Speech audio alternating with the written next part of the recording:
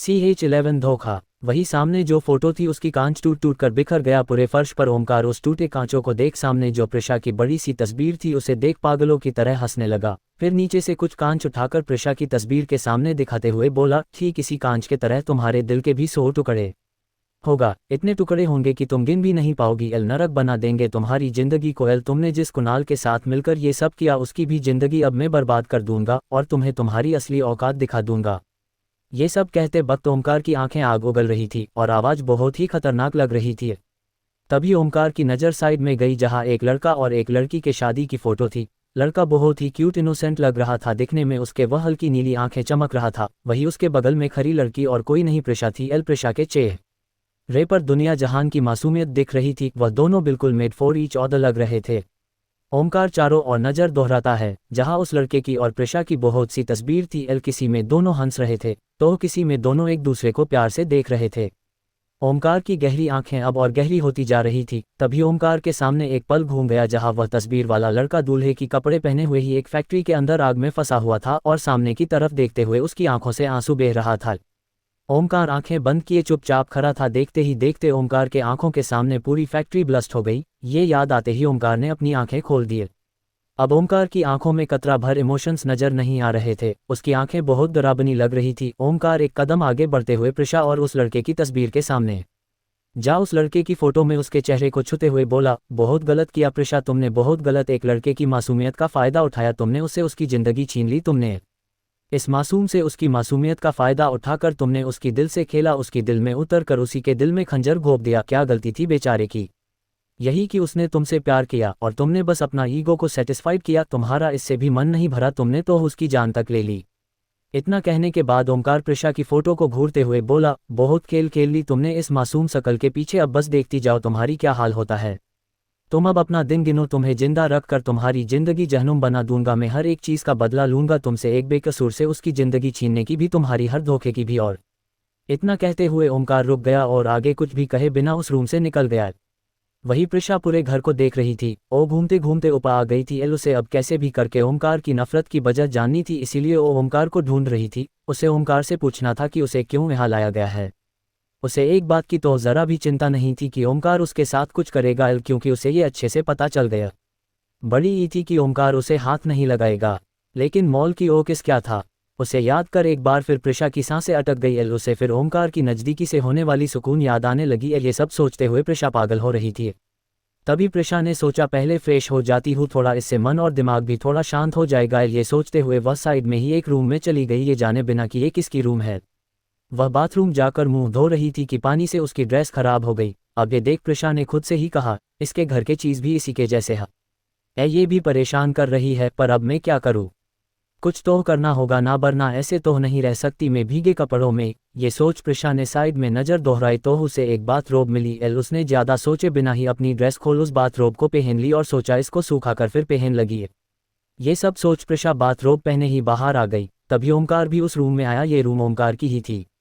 ओमकार जो कि पहले से ही गुस्से में था, प्रिशा को अपने कमरे में देख और गुस्सा हो गया।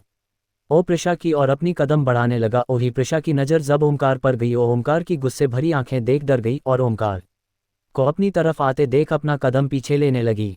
ओही ओमकार जो अब तक ये देख गुस्सा था कि प्रिशा उसकी कमरे में है, तभी उसकी नज़र अब प्रिशा की पहनी हुई बाथरोब पर गई। ये देख ओमकार का गुस्सा 7वें आसमान पर था। उसे बिल्कुल भी नहीं पसंद था कि कोई उसके चीज़ों को हाथ भी लगाए और ये लड़की उसी की बाथरोब पहने। हाँ, छोटे ओए उसी की कमरे में खड़ी थी। ओमकार गुस्से से प्रिशा की और कदम बढ़ाते हुए डांट पीस कर बोला, तुम्हारी हिम्मत कैसे हुई मेरे कमरे में आके मेरे चीज़ों को हाथ लगाने की? ये कहते हुए ओमकार प्रिशा को ठंडी आंखों से घूर रहा था और उसके करीब भी आ गया था।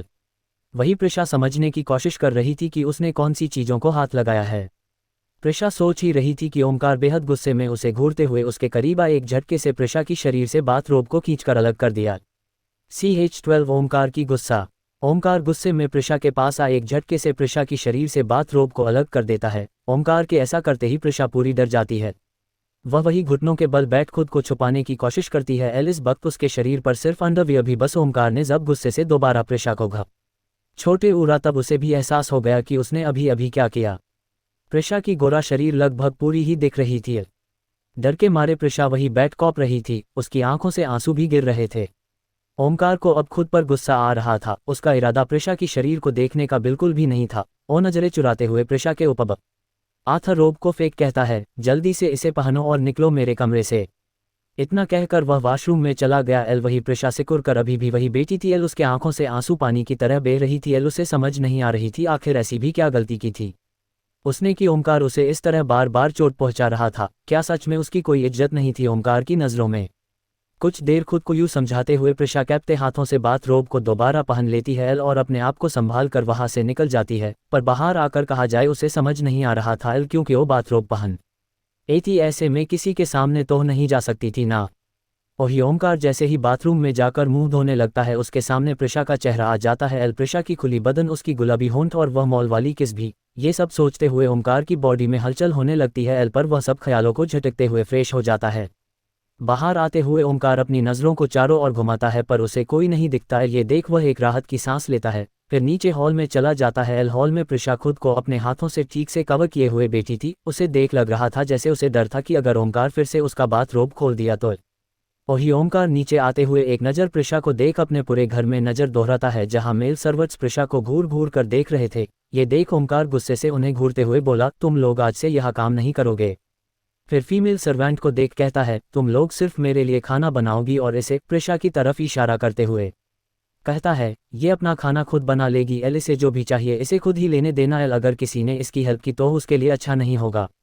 सारे नौकर सर झुकाकर हाँ बोल वहां से चले जाते और प्रिशा बस लाचारों सी शकल बनाए ओमकार को देखती रहती है। एल ओमकार प्रिशा को देखे बिना ही वहां से चला जाता है।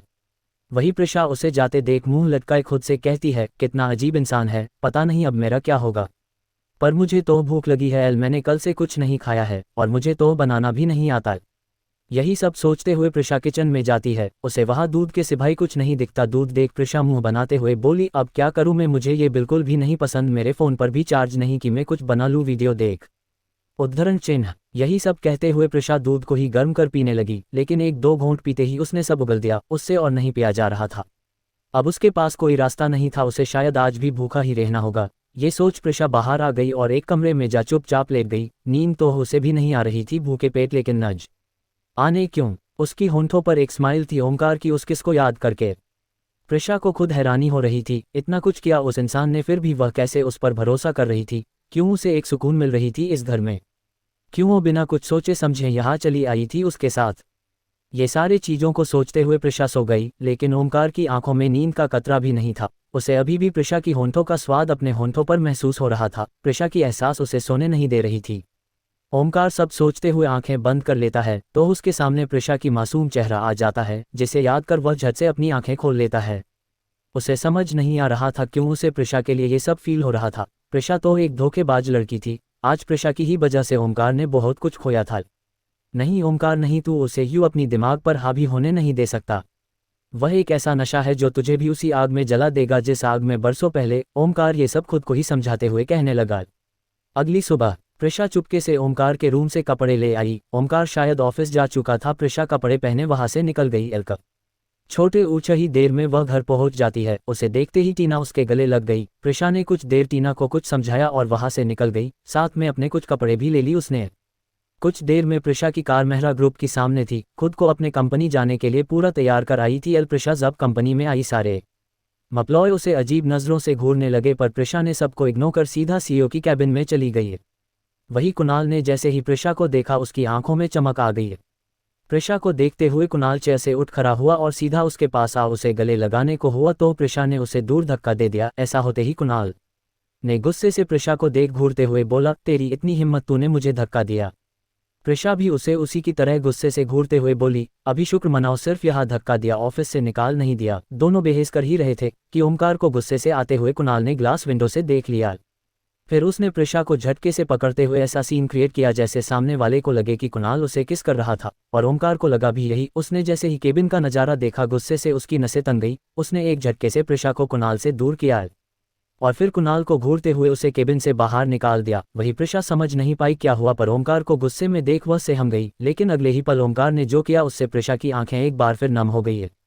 CH13 बैटमिज़ियाई ओमकार कुणाल को केबिन से निकाल देता है और फिर प्रिशा की तरफ अपना कदम बढ़ाने लगता है। ओमकार को अपनी और गुस्से से आते देख प्रिशा डरते हुए अपना कदम पीछे लेने लगती है। ऐसा करते करते प्रिशा टेबल से टकरा जाती है। अब उसके पास जाने का कोई रास्ता नहीं बचा था। सामने ओमकार, पीछे टेबल है। ओमकार एकदम प्रिशा के सामने आ गुस्से से उसे देख डांट पीसते हुए बोलता है, मैंने सही सोचा था तुम्हारे बारे में, अपनी हरकतों से कभी बाज नहीं आयोगी, तुम बहुत गर्मी है ना तुम्हारे शरीर में। इतना कहते हुए ओमकार एक झटके से प्रिशा की शर्ट को सामने से पकड़ खींच लेता है। ओमकार के ऐसा करते ही प्रिशा की शर्ट की सारे बटन टूट जाते हैं। अब प्रिशा की सुंदर परफेक्ट फिगर ओमकार के सामने थी, पर इससे उसे कुछ फर्क नहीं पड़ा। वही प्रिशा अपने हाथों से शर्ट को पकड़ खुद को ढकने लगी। उसे समझ नहीं आ रही थी ओमकार ऐसा क्यों कर रहा है, क्योंकि जितना उसे पता था ओमकार को उसकी शरीर से कोई लेना देना नहीं था।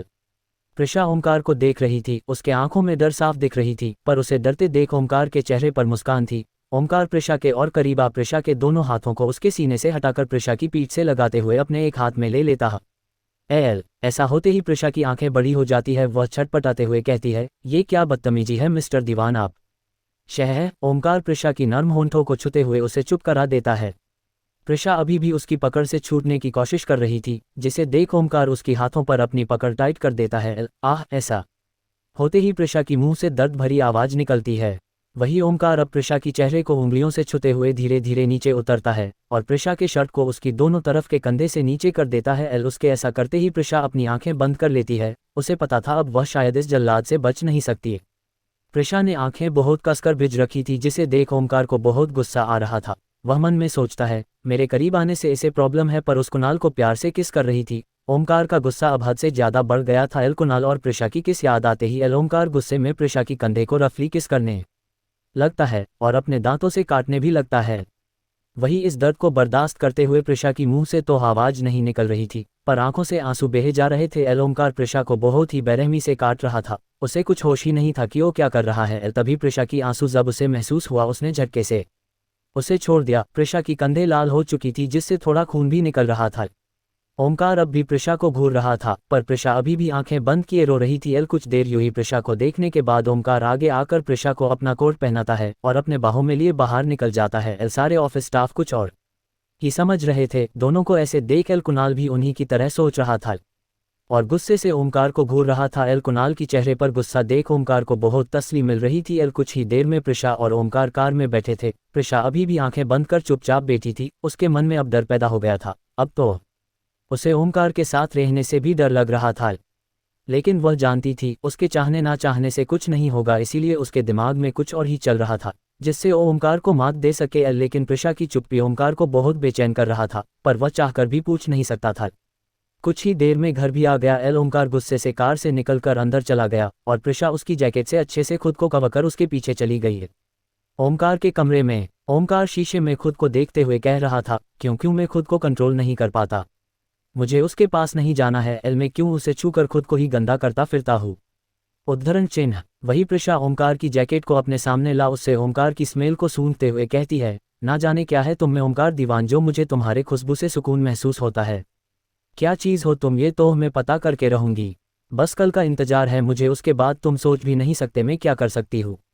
तुम्हारी चाल तुम पर ही भारी पड़ने वाली है। ये कहते हुए प्रिशा मुस्कुराने लगी। कुछ देर बाद जब ओमकार नीचे आया, प्रिशा भी उसी टाइम हॉल में आई। प्रिशा ओमकार को देख उसे इग्नोर कर किच न की तरफ जाने लगी, लेकिन वह कुछ कदम चली ही थी कि चक्कर खाकर गिर गई। उसे गिरते देख ओमकार भी जल्दी उसके पास पहुंच गया और उसे संभालते हुए गोद में उठाए सोफे पर लेटा दिया।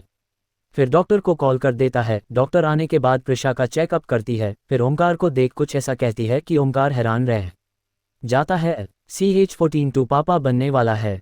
डॉक्टर प्रिशा को चेक कर खुश होते हुए बोला, कॉन्ग्रेट्स यार, तू पापा बनने वाला है। ये सुनते ही ओमकार की चेहरे की हवाइयाँ उड़ गई और वह चिल्लाते हुए बोला, जीत तू ये क्या बकवास कर रहा है, मैं कैसे पापा बनूंगा। उद्धरण चिन्ह। ये डॉक्टर जीत ओमकार की बेस्ट फ्रेंड था। वह ओमकार की चेहरे के उड़े रंग देख अब जोर जोर से हंसते हुए कहने लगा, रिलैक्स में मजाक कर रहा था। प्रिशा को सिर्फ थोड़ी वीकनेस है, शायद इसने 2-3 दिन से कुछ खाया नहीं। मैंने नींद की इंजेक्शन दी है, अभी थोड़ी देर रेस्ट करने दे।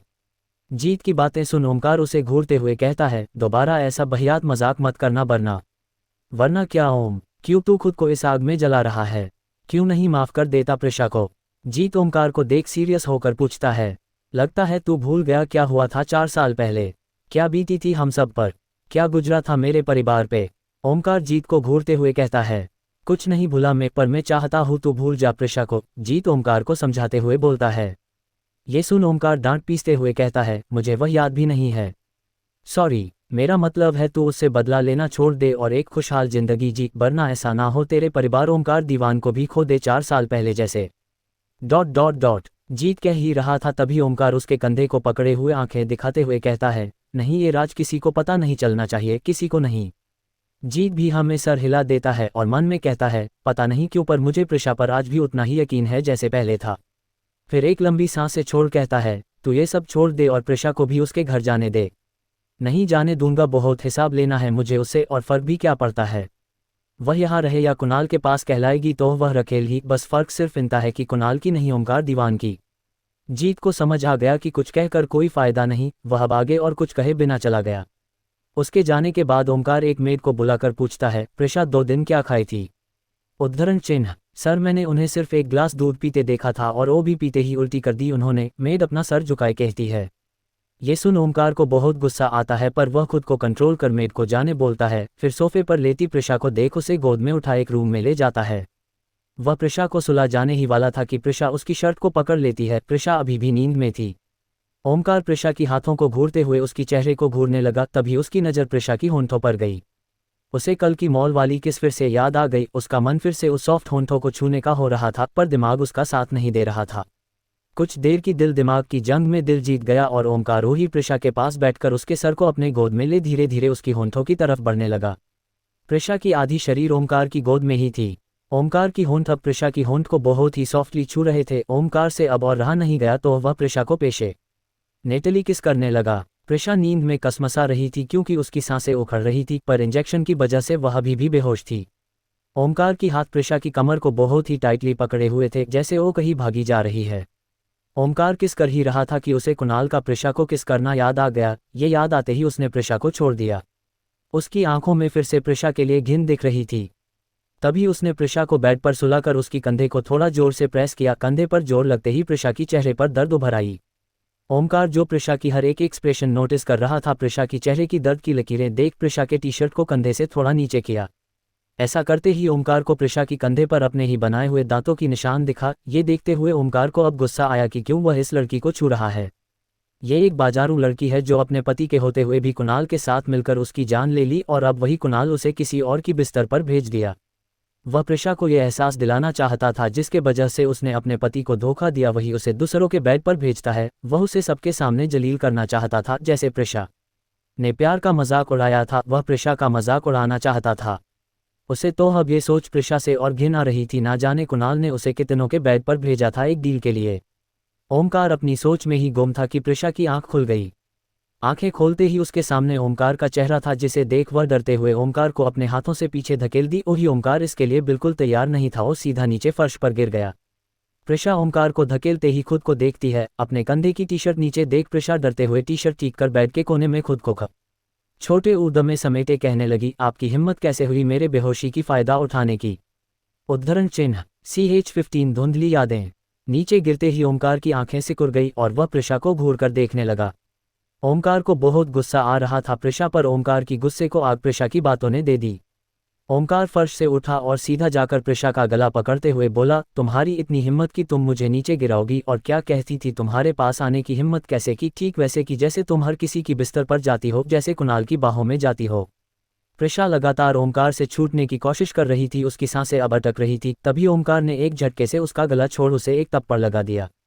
प्रिशा का गोरा गाल तुरंत ही लाल हो गया। ओमकार के उंगलियों की निशान भी बन गया उसके गालों पर। प्रिशा रोते हुए ओमकार को देख बोली, ये तुमने अच्छा नहीं किया ओमकार दीवान, अब देखो तुम मैं क्या करती हूँ। धमकी दे रही हो? तुम जैसी बाजारू लड़की के मुंह से ये शोभा नहीं देती। ओमकार फिर से प्रिशा की इंसल्ट करते हुए कहता है। अपने लिए फिर से बाजारू सुन प्रिशा उसे घूरते हुए कहती है, अब देखो ये बाजारू लड़की क्या करेंगी। ठीक है कर लो जो कर सकती हो, मैं भी तो देखूं कितनी नीचे गिरोगी तुम। ओमकार ये बोल कमरे से चला गया। प्रिशा चुपचाप बैठ रोने लगी। वही ओमकार अपने कमरे में जा प्रिशा का उससे यूं दूर जाना याद कर गुस्से से सिगरेट पीने लगा। अगली सुबह ओमकार को बहुत आवाज़ें सुनाई दे रही थी, तभी वह आवाज़ें सुन उठकर बाहर गया। बाहर आते ही वहाँ का नज़ारा देख उसकी आंखें छोटी हो गई। बाहर बहुत सी मीडिया वाले थे और प्रिशा उन सब के बीच थी। तभी एक मीडिया वाले ओमकार को देख चिल्लाते हुए बोले, वह रहे मिस्टर दीवान। ये सुन सब उस तरफ देखने लगे और प्रिशा के चेहरे पर एक मुस्कान आ गई। वो पलटते हुए ओमकार को देख उसके पास आ गई। ओमकार उसे अपने पास देख बोहे सिकुड़ता हुए उसे देखने लगा। वही प्रिशा एक स्माइल के साथ ओमकार का हाथ पकड़ मीडिया की तरफ देख बोली, मैंने आप सबको यहाँ इसलिए बुलाया क्योंकि मुझे एक अनाउंसमेंट करनी है। प्रिशा की बातें सुन ओमकार कंफ्यूज सा उसे देखने लगा तो प्रिशा उसे देख एक आंख मारते हुए मीडिया वालों से बोली, मैं ओमकार दीवान की रखेल नहीं हूँ बल्कि मैं उसकी होने वाली वाइफ हूँ। ये सुन मीडिया के साथ साथ ओमकार भी हैरान रह गया और आंखें फाड़े प्रिशा को देखने लगा। उसे ये नहीं लगा था कि प्रिशा ऐसा कुछ करेगी। मीडिया के लोगों में तो हलचल मच गई। ये न्यूज़ पाकर सब लगातार ओमकार और प्रिशा की फोटो ले रहे थे और सवाल किए जा रहे थे, जिसकी जवाब में प्रिशा बड़े सफाई से झूठ बोले जा रही थी और प्रिशा की झूठ सुन ओमकार की खून खोल रहा था, पर वह कुछ कह नहीं पा रहा था मीडिया वालों के वजह से। कुछ देर बाद जब मीडिया चली गई तब प्रिशा ओमकार को देख एक जीत भरी स्माइल के साथ बोली, कैसा लगा मेरा दाव? उद्धरण चिन्ह, बहुत बकबस, अब तुम्हारी चाल तुम पर ही भारी पड़ेगी प्रिशा। ये बोल ओमकार प्रिशा की हाथों को पकड़ गुस्से से उसे खींचते हुए एक रूम में ले गया। इस रूम में बहुत अंधेरा था। जब ओमकार ने लाइट जलाई तब प्रिशा चारों तरफ देखने लगी। ये वही रूम था जिसमें प्रिशा की फोटो थी। अपनी इतनी सारी फोटो देख प्रिशा हैरानी से उस फोटोज को देखने लगी। ये सारी फोटोज तो उसके पास भी नहीं थे। तभी उसकी नज़र साइड वॉल में पड़ी जहां उसके साथ एक सुंदर लड़के की भी फोटो थी। उस लड़के को देखते ही प्रिशा का सर चकरा गया। उसे धुंधली धुंधली याद आने लगी। तभी उसे शादी की फोटो भी दिखी। ये देखते ही प्रिशा की आंखें हैरानी से और बड़ी हो गई। वो ओमकार को देखने लगी तो ओमकार उसे देख सरकास्टिक स्माइल के साथ गुस्से से बोला, एक शादी कर उसे छोड़, अपने बॉयफ्रेंड के साथ अयासी कर, मन नहीं भर आप जो अब दूसरी शादी करना चाहती हो। ओमकार की बातें सुन प्रिशा उस पर उल्टा भड़कते हुए बोली, ये क्या बकबस है सब? ये लड़का कौन है और शादी मेरी शादी कब हुई? उद्धरण चिन्ह। प्रिशा की ये बातें सुन ओमकार गुस्से से उसकी चीन को पकड़ प्रेस करते हुए बोला, वह तो अब ये नहीं झूठ कि तुमने शादी ही नहीं की थी, तो फिर ये सब क्या है? हाँ, ओमकार चिल्लाकर उसे साइड में सारी फोटोज दिखाता है। मुझे नहीं पता तुम क्या बोल रहे हो, मैं नहीं जानती इस लड़के को, प्रिशा भी चिल्लाते हुए बोली। ये सुन ओमकार उसे धकेलते हुए बोला, तुम सच में घटिया से भी घटिया लड़की हो, एक बाजारू औरत हो जो अपने पति को मारकर अपने अयाशी में बिजी है। ओ, और तुम्हें तो इसका कोई गम भी नहीं है, और तुम तो अपने पति को पहचानने में भी इनकार कर रही हो। प्रिशा भी ओमकार को पीछे धकेलते हुए बोली, मैंने कहा ना मेरी शादी नहीं हुई है, मुझे ऐसा कुछ याद नहीं। अच्छा तो तुम नहीं मानने वाली, ठीक है, अब जो मैं करूंगा उससे तुम्हें सब अपने आप याद आ जाएगा। ओमकार प्रिशा को एक झटके से नीचे गिरा देता है और सारे तस्वीर में आग लगा देता है। आग देखते ही प्रिशा को फिर से धुंधली तस्वीरें दिखने लगी और वह पैनिक होने लगी। तभी ओमकार प्रिशा को उस आग के पास ला उसे आग के करीब करते हुए बोला, याद आया कुछ? क्या तुम्हें भी ऊपर जाना है इस आग में जलकर? CH-16 मेरा होम कहाँ है? ओमकार प्रिशा को आग के सामने झुका देता है। प्रिशा आग देखते ही पैनिक होते हुए कहती है, छोड़ो मुझे, छोड़ो, आग से मुझे डर लगता है, छोड़ो प्लीज। ओमकार प्रिशा की बात सुन गुस्से से कहता है, नाटक करना बंद करो, डर लगता है वो भी तुम्हें, दूसरों को आग में जलाने वाले को खुद डर लगता है, ये सब नाटक किसी और के सामने करना। प्लीज़ मिस्टर दीवान मुझे छोड़िए, यकीन मानिए मुझे बहुत डर लग रहा है। प्रिशा खुद को ओमकार की हाथों की पकड़ से छुड़ाते हुए रोते हुए कहती है, पर ओमकार उसे उस आग के सामने पूरा धकेलते हुए कहता है, डर लगता है तो और डरो, डरना भी चाहिए। ये बोल लो प्रिशा का हाथ छोड़ देता है। प्रिशा उन जलती हुई खुद की और उस लड़के की तस्वीर को देखते हुए लगातार कहते हुए रोए जा रही थी। उसे बहुत घबराहट और डर लग रहा था। दूर खड़ा ओमकार उसे ऐसे देख मन में सोचता है, कितनी नाटक कर सकती है ये लड़की, ना जाने कितने रंग है इसके। पहले तो पहचानने से इनकार कर रही थी और अब नया नाटक, पर मैं इसकी नाटक में नहीं आने वाला जब तक ये कबूल नहीं लेती अपना सच अपने मुंह से। वही प्रिशा की आंखों से आंसुओं की बरसात हो रही थी। उसकी आंखों के सामने एक जलती हुई फैक्ट्री की तस्वीरें आ रही थी। वो बार बार चारों तरफ मुड़ मुड़कर फोटोज को देखते हुए बोले आ रही थी, मैंने कुछ नहीं किया, मुझे नहीं पता ये लड़का कौन है, प्लीज़ मुझे निकालो आग से, मुझे और बर्दाश्त नहीं हो रहा। तभी प्रिशा को उस जलती हुई फैक्ट्री के साथ साथ और भी बहुत कुछ दिखने लगा। उसे यही फोटो वाला लड़का दिखने लगा, शादी का मंडप, 7 फेरे जिसमें वह खुद उस लड़के के साथ थी, उस लड़के का उसकी मांग भरना, और भी बहुत सी छोटी छोटी चीजें प्रिशा को दिखाई देने लगा। सारी धुंधली तस्वीर अब क्लियरली दिखाई देने लगी। प्रिशा की आंखों में अब डर की जगह चिंता किसी की फिक्र ने ले ली। तभी उसे हल्के हल्के चक्कर भी आ गए। ओमकार जो दूर खड़ा प्रिशा की सारी हरकतें देख रहा था, तभी प्रिशा सब याद करते हुए एक चीख के साथ बेहोश हो गई। ओमकार जल्दी से आगे जा प्रिशा को उठा वहां से बाहर ले आया। उसे ये अंदाजा नहीं था कि प्रिशा बेहोश हो जाएगी। सभी नौकरों को आग बुझाने का बोल ओमकार प्रिशा को अपने कमरे में ले गया और जीत को फोन घुमा दिया। कुछ ही देर में जीत भी आ गया था और प्रिशा की ऐसी हालत देख ओमकार को देखते हुए पूछा, ये कहाँ गई थी, ऐसी हालत कैसे हुई इसकी? उद्धरण चिन्ह। ये सुन ओमकार उसे देख कोल्ड वॉइस में बोला, जो करने बुलाया है वह कर पहले। जीत समझ गया कुछ तो हुआ है, ठीक से प्रिशा का चेकअप कर जीत बोलता है। लगता है सदमा लगा है प्रिशु को किसी बात का। प्रिशा है उसका नाम, ओमकार उसे घूर कर बोलता है। हाँ पता है, पर मेरे लिए प्रिशु ही है, मुझे इसका कुछ टेस्ट करना होगा, तू मुझे बताएगा क्या हुआ है, वरना मैं ठीक से इलाज नहीं कर पाई हूँ। अगा। जीत प्रिशा को ठीक से देख ओमकार को पूछता है। ये सुन ओमकार उसे सब बता देता है। ओमकार की बातें सुन जीत उसे देख गुस्से से कहता है, तू पागल है ओमी, ऐसा कौन करता है? मैंने तुझे पहले भी कहा था भूल जा उस बात को।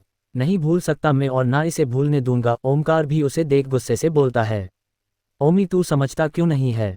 जरूरी नहीं कि इंसान हर बार झूठ ही बोलता हो सकता है कि सच में प्रिशु को डर लगता है आग से, हो सकता है उसे सच में कुछ याद ना हो। जीत ओमकार को समझाते हुए कहता है। ये सुन ओमकार कहता है, नहीं सब नाटक है इसका, मैं इस लड़की को अच्छे से जानता हूँ, सब ड्रामा है इसका, मैं कुछ भूल नहीं पा रहा और ये आराम से जिंदगी जी रही थी, ये मैं होने नहीं दूंगा। हम सबकी खुशियाँ छीन कर वह खुश रहे, ये मुझे मंजूर नहीं। ओमी मैं तुझे समझा चुका हूँ, वो एक एक्सीडेंट था। जीत फिर से ओम को देख समझाते हुए कहता है। और जो मैंने अपनी आंखों से देखा था वह क्या था फिर? ओमकार जीत की बातों पर उसे उल्टा सवाल करते हुए कहता है। अब मैं तुझसे और बहस नहीं कर सकता, हो सके तो प्रिशु के कपड़े बदल देना, मैं कल तक रिपोर्ट देता हूँ इसकी। इतना बोल जीत चला गया। जीत के जाने के बाद ओमकार प्रिशा को देख बोला, सब झूठ है, तुम भी, तुम्हारा प्यार भी, मुझे पता है तुमने बस उसके साथ एक खेल खेला था। फिर उसे जीत की बातें याद आई, वह एक मेड को बुला प्रिशा की कपड़े चेंज करवा देता है। फिर उसी के सामने सोफे पर बैठ जाता है। कुछ देर में प्रिशा फिर से नींद में बड़बड़ाते हुए बेड पर छटपटाने लगी। उसे फिर से सारी बातें याद आने लगी। उसकी चेहरे पर दर्द और फिक्र की मिले झूले भाव आ गए थे। तभी प्रिशा को पूरा होश आ गया। होश आते ही वह आंखें खोल इधर उधर नजरें दोहराती हुई देखने लगी। तभी उसकी नज़र सामने सोफे पर पीछे टेक लगाए आंखें बंद किए हुए ओमकार पर गई। ओमकार को देखते ही प्रिशा चिल्लाते हुए बोली, कौन हो तुम? उद्धरण चिन्ह। प्रिशा की आवाज़ सुन ओमकार आंखें खोल उसे देखने लगा। ओमकार को चुपचाप यूं खुद को देखते देख प्रिशा फिर से बोली, तुम कौन हो? तुम्हें मेरे और ओम के बारे में कैसे पता? उद्धरण चिन्ह। ये सुन ओमकार एक डेविल स्माइल करता हुआ बोला, मुझे सब पता है, उस फैक्ट्री के राज भी। ये सुन प्रिशा बेड से उतर के सीधा ओमकार के पास आ बोली, तुम्हें पता है ओम कहाँ है? बोलो ना, तुम्हें पता है मेरा ओम कहाँ है? प्रिशा चेहरे पर आशा लिए ओमकार को देखे जा रही थी। वही ओमकार प्रिशा की मुंह से मेरा ओम सुन गुस्से उसकी कंधे को पकड़ डांट पीसते हुए बोला, तुम्हारा ओम मर चुका है।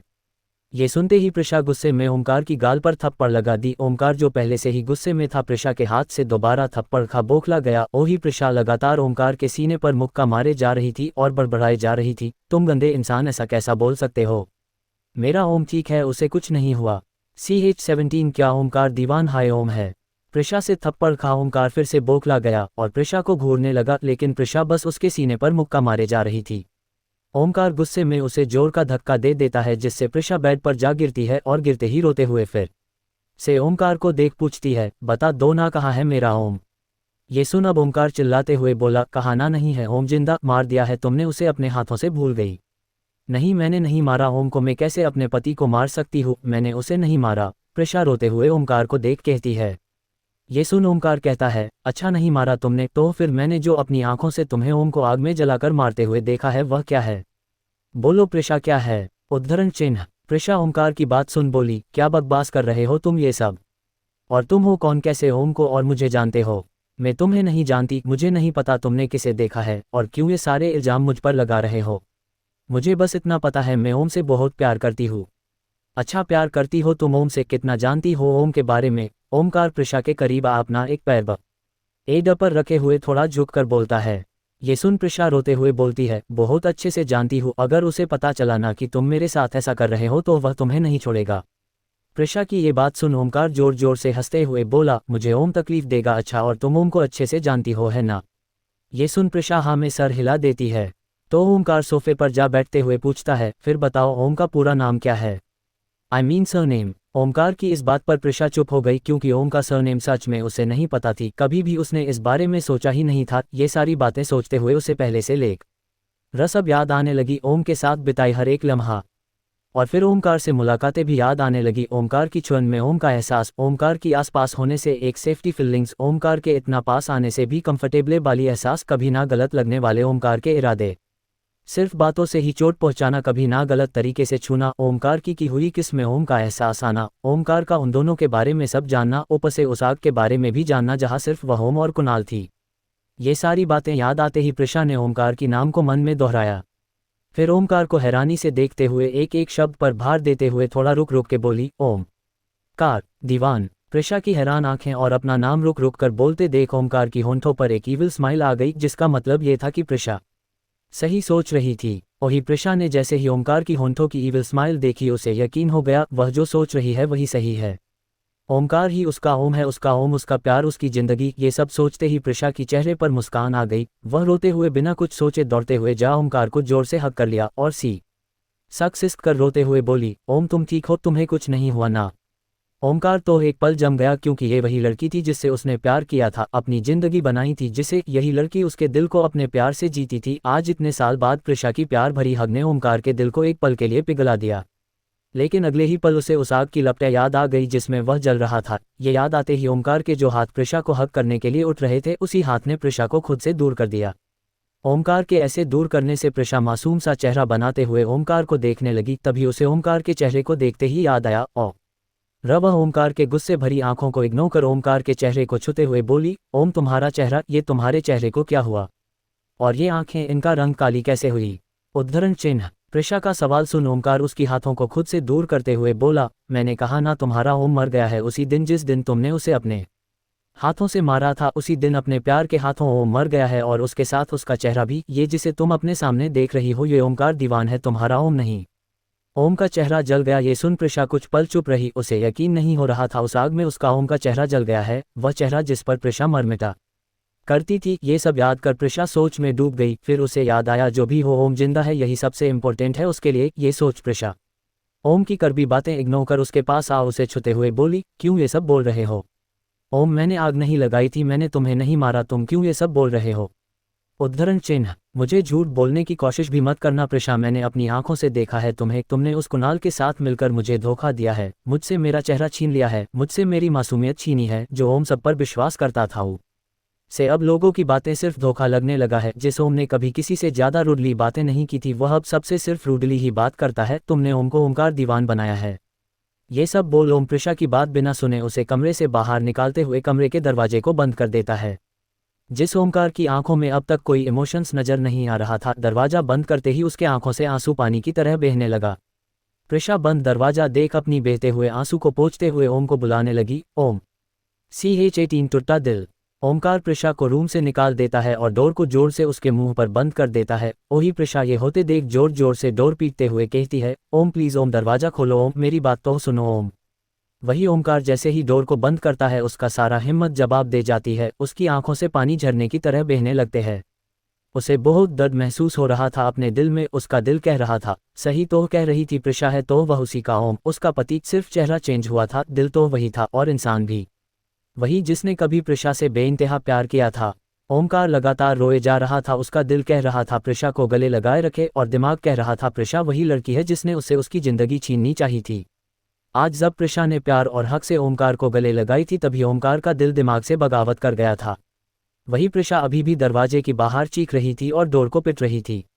प्रिशा जब चीखते चीखते थक जाती है, वही नीचे डोर से टिककर बैठते हुए रोने लगती है।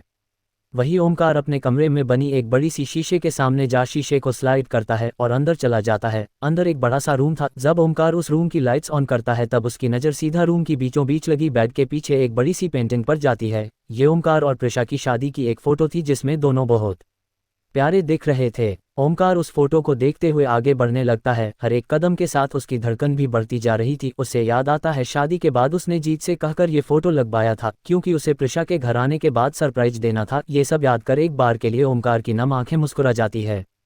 फिर उसे प्रिशा का कुणाल के साथ होना याद आ जाता है, जिस वजह से उसकी आंखें फिर से नम हो जाती है। ओमकार को वह सारे पल याद आते हैं जो उसने प्रिशा के साथ बिताया था, वह यादें जिसे उन दोनों ने बनाया था। फिर ओमकार को शादी का वह दिनों पल भी याद आते हैं जिसमें उसने प्रिशा की मांग में सिंदूर भरा था, उसकी गले में मंगलसूत्र पहनाया था। ओमकार बेड की ड्रावर को ओपन कर उसमें से एक मंगलसूत्र निकलता है। ये वही मंगलसूत्र था जो प्रिशा ने खोलकर उस आग में उसके पास फेंक दिया था। ओमकार उस मंगलसूत्र को हाथों की मुट्ठी में लिए वही बेड के किनारों पर बैठ जाता है और जोर जोर से चीख कर रोने लगता है। उसे प्रिशा का कुणाल के साथ होना, उसके पास होना, उस दिन उसने जो ऑफिस में दोनों को किस करते देखा था, सब याद आ जाता है। यही सब सोच सोच अब ओमकार के दर्द के आंसुओं ने नफरत का रूप ले लिया। ओमकार की नम आंखें अब फिर से एक्सप्रेशनलेस दिखने लगी।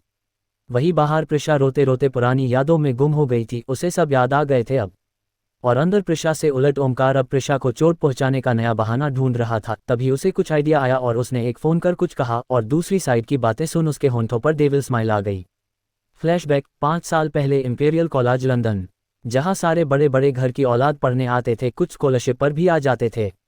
प्रिशा की डैड अर्जुन मेहरा बहुत ही काबिल और नामी बिजनेसमैन थे। प्रिशा जो कि बड़ी तो हो गई थी पर बचपना बहुत थी उसमें, इसीलिए अर्जुन मेहरा ने अपनी बेटी के साथ अपने असिस्टेंट के बेटे कुणाल को भी प्रिशा के साथ पढ़ने भेज दिया था लंदन में। कुणाल और प्रिशा बचपन से ही अच्छे दोस्त थे। प्रिशा को कुणाल बहुत पसंद थी क्योंकि कुणाल हर चीज़ में प्रिशा का साथ देता था और बहुत ख्याल रखा करता था उसकी। प्रिशा की हर एक जिद को कुणाल भी उसके पापा की तरह ही पूरा किया करता था। इस अच्छी दोस्ती को और कुणाल को पसंद करने की वजह से प्रिशा को लगने लगा था कि वह कुणाल से प्यार करती है, लेकिन होनी को कुछ और ही मंजूर था, शायद क्योंकि प्रिशा का प्यार सिर्फ एक पसंद थी, प्यार नहीं। वही कुणाल जो बस प्रिशा की खूबसूरती और पैसे की वजह से उसके साथ था और प्रिशा की हर एक नौटंकी को भी मन मारकर झेल जाता था। CH19 एक केस। इंपीरियल कॉलेज सुबह का वक्त। प्रिशा कुणाल के साथ कॉलेज में जब इंटर करती है, कॉलेज के अंदर कुछ लड़का और लड़कियों का ग्रुप बैठे थे। उनकी नज़रें उन पर जाते ही ठहर जाती है। ठहरे भी क्यों ना, प्रिशा और कुणाल लग भी कमाल के रहे थे।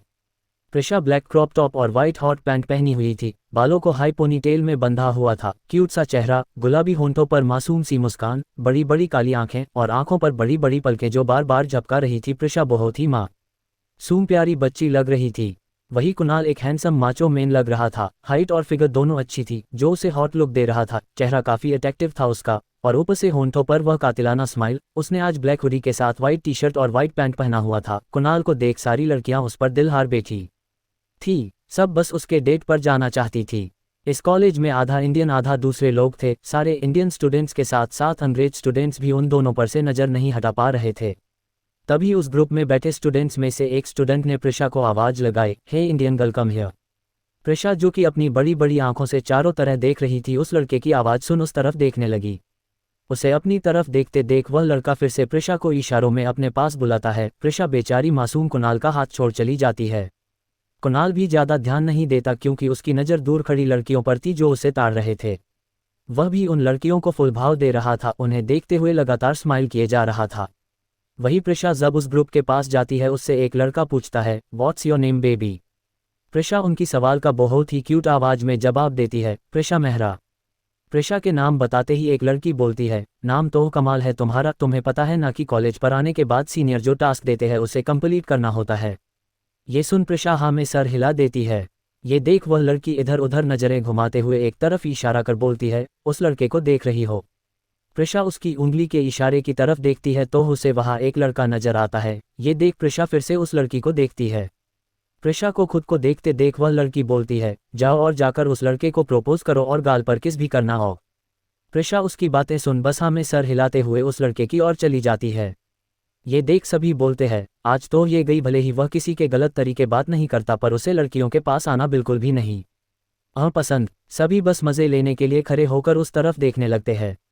वही प्रिशा सीधा उस लड़के के पास जा उसके कंधे पर हाथ रखती है। किसी के हाथ अपने कंधे पर महसूस कर जैसे ही सामने वाला लड़का पीछे मुड़ता है, प्रिशा की तो आंखें बड़ी हो जाती है। उस लड़के के भी वही हाल थे प्रिशा को देख। फिर दोनों एक साथ चिल्लाते हैं, तुम।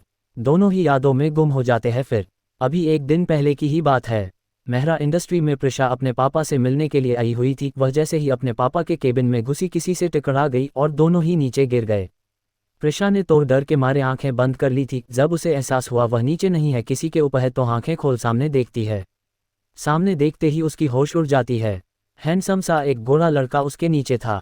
हल्की नीली आंखें, लाल होंठ, काले घने बाल, चेहरे पर बहुत ही क्यूटनेस, बिल्कुल एक चॉकलेट बॉय था वह लड़का।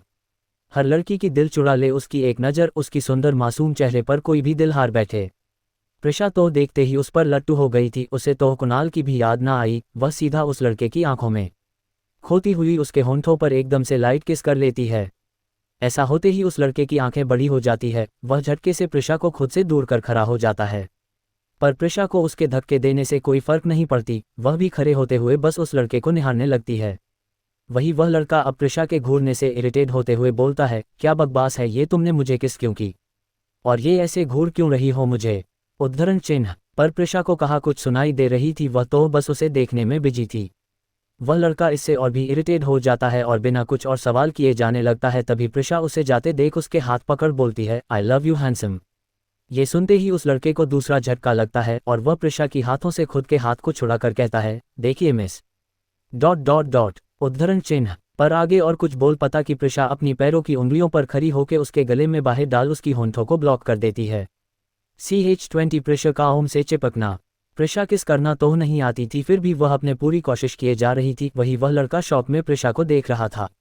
वह लड़का शॉक से बाहर तब आया जब प्रिशा गलती से उसकी होंठों पर काट ली। होश में आते ही वह जल्दी से प्रिशा को खुद से दूर कर बोलता है, ये क्या बदतमीजी किए जा रही हो, तब से देख रहा हूं मैं। प्रिशा कुछ जवाब देती उससे पहले ही उस रूम की वाशरूम से अर्जुन मेहरा प्रिशा की डैड आते हुए बोलते हैं, ओम तुम अभी तक गए नहीं। ओम मेहरा इंडस्ट्री का हेड अकाउंटेंट था। वह ज़्यादातर काम शाम से लेकर रात को ही किया करता था, क्योंकि सुबह कॉलेज होती थी। ओम का दिमाग बहुत शार्प था, इसीलिए अर्जुन जी ने उसे काम पर रखा था। इसकी और एक वजह भी थी जो सिर्फ उन्हें ही पता था। वही जहाँ प्रिशा उस लड़के के नाम सुन खुश होते हुए मन में दोहराती है उसके नाम को, ओम प्रिशा। और वही ओम मिस्टर मेहरा को देख बोलता है, सर वह ये लड़की। वही प्रिशा खुद के बारे में बोलते सुन ओम की बातों को काट बोलती है, डैड आप मुझे इग्नोर कैसे कर दिए, मैं भी हूँ यहाँ आपकी प्रिंसेस। नहीं बेबी मैं तुम्हें कैसे भूल सकता हूँ, तुम तो हमारी जिंदगी हो। अर्जुन जी प्रिशा की गालों को छूते हुए प्यार से कहते हैं। वही प्रिशा के मुंह से डैड सुन ओम फिर शौक में चला जाता है और मन में बोलता है, ओ गॉड ये छिपकली सर की बेटी है। तभी प्रिशा ओम को शौक में देख अपने डैड से कहती है, डैड मुझे शॉपिंग पर जाना है। तो जाओ, किसने रोका है। अर्जुन जी प्रिशा को देख कंफ्यूज होकर कहते हैं। तभी प्रिशा बोलती है, पर मैं किसके साथ जाऊं, उद्धरण चिन्ह। ये सुन अर्जुन जी बिना सोचे बोलते हैं, ओम को ले जाओ। ये बोल अर्जुन जी ओम को देखते हैं। वही ओम ये सुनते ही आंखें बड़ी कर दोनों बाप बेटी को देखता है, पर वह कुछ कह नहीं पाता, बस हाँ में सर हिला देता है। ओम को राजी देख प्रिशा भी खुश होते हुए कहती है, ऑफ डैड। ये बोल अब वह ओम के पास जा उसकी हाथ पकड़ ले जाने लगती है। तभी अर्जुन जी प्रिशा को रोकते हुए कहते हैं, बेबी आप जाए नीचे, ओम को हम 2 मिनट में भेज रहे हैं। प्रिशा भी उनकी बात मानते हुए चली जाती है। प्रिशा के जाते ही अर्जुन जी कहते हैं, ओम बेटा तुम्हें कोई प्रॉब्लम तो नहीं प्रिशा के साथ जाने में। वह थोड़ी नादान है, बस उम्र में बड़ी हुई है, हरकतों से नहीं। कोई भी नादानी कर अड़ी तो छोटी बहन समझकर माफ कर देना उसे। ओम जो बस उनकी बातों को चुपचाप सुन रहा था, छोटी बहन सुनते ही उसको खांसी आ गई। उसे खांसते देख अर्जुन जी घबराते हुए बोले, क्या हुआ ओम बेटा, ठीक तो हो ना। उद्धरण चिन्ह। ओम खुद को नॉर्मल करता हुआ एक फेक स्माइल के साथ गर्दन हिलाकर बोला, मैं ठीक हूँ अंकल, एंड डोंट वरी मैं उसे संभाल लूंगा। ये कहकर ओम उनसे इजाजत लिए बाहर चला गया। अर्जुन जी भी बिना टेंशन किए काम पर लग गए, उन्हें ओम पर पूरा भरोसा था। वही ओम बाहर जाकर एक लंबी सांस छोड़ता हुआ खुद से बोला, छोटी बहन किस भी करती है क्या, वह भी होंठों पर। तभी उसे प्रिशा की बचकानी किस याद आ गई। ये याद आते ही उसके चेहरे की निक्सा बदल गई। वह मुंह बनाता हुआ बोला, किस भी ढंग से करना नहीं आता और मैडम आई लव यू बोल रही है। यही सब खुद से बड़बड़ाते हुए ओम नीचे पहुंच गया और वहां जाकर प्रिशा को देखते उसका मुंह फिर से बन गया। फिर कुछ सोच वह मुस्कुराता हुआ कार ना लाकर बाइक ले आया और प्रिशा को देख बोला, चले मैडम। उसे लगा प्रिशा बाइक पर नहीं बैठेगी, पर हुआ उसके उलट। प्रिशा ओम को बाइक में देख फिदा हो गई। ओम जैसा टॉल हैंडसम सुंदर लड़का एक ब्लू पैंट और फॉर्मल शर्ट पहने हुए बाइक पर कमाल लग रहा था। प्रिशा तो उस पर से नजर ही नहीं हटा पा रही थी। वह ओम को निहारते हुए उसके कंधे को पकड़ ओम के पीछे दोनों तरफ पैर कर बैठ गई। प्रिशा ने वाइट जीन्स पहना था और ऊपर एक ब्लू क्रॉप टॉप, दोनों एक दूसरे को मैच कर रहे थे। बोले तो एक कपल लग रहे थे। प्रिशा को यूं बिना शिकायत खुद के पीछे बैठते देख ओम का मुंह फिर से बन गया और वह बाइक स्टार्ट करता हुआ बोला, कौन सी मॉल जाना है। ये सुन प्रिशा एक मॉल का नाम बताती है तो ओम भी उस ओर चल पड़ता है। प्रिशा ओम की कंधों को पकड़े हुए बैठी थी। कुछ ही दूर दोनों आए थे कि सामने से गुजरती एक कार की वजह से ओम को ब्रेक मारना पड़ा। ब्रेक मारते ही प्रिशा उसके पीठ से जा टकराई तो प्रिशा उसे अच्छे से पीछे से हक कर बैठ गई। ऐसा होते ही ओम शॉक में चला गया। प्रिशा का यूं उसके करीब होना उसे पागल कर रहा था। वह पहले से ही प्रिशा की बचकानी हरकतों से परेशान था और अब ये लड़की यूं उससे चिपक रही थी जैसे वह उसका बॉयफ्रेंड हो।